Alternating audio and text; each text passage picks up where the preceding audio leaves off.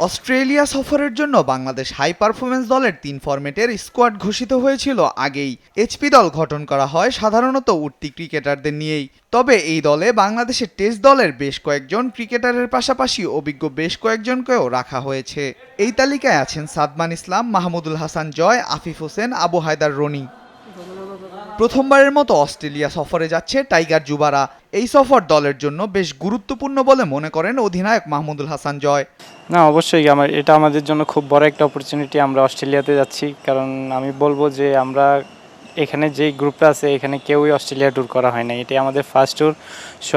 So এটা আমাদের জন্য খুবই একটা ইম্পর্টেন্ট ট্যুর, এবং আমাদের 2027-এও এখানে অস্ট্রেলিয়ার সাথে হয়তো টেস্ট সিরিজ আছে, ওইটার জন্য আমাদের খুব ভালো একটা প্রিপারেশন হবে এই ট্যুরটা। অনেকদিন ধরেই দলের বেশ কিছু ক্রিকেটার একসাথে খেলছে এইচপি দলে।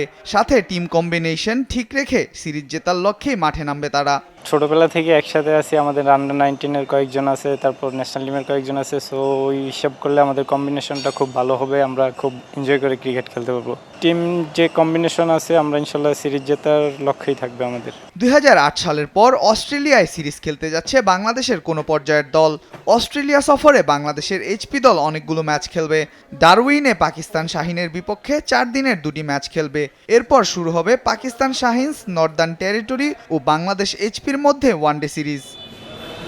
ওয়ানডে সিরিজ শেষে 9টি দল নিয়ে 9 থেকে 18 আগস্ট পর্যন্ত চলবে টি-20 টুর্নামেন্ট। সেমিফাইনাল, ফাইনালের আগ পর্যন্ত 20 ওভারের 6টি ম্যাচ খেলবে এইচপি দল। আল মাহমুদ ফাহিম, স্পোর্টস ডেস্ক, দেশ টিভি।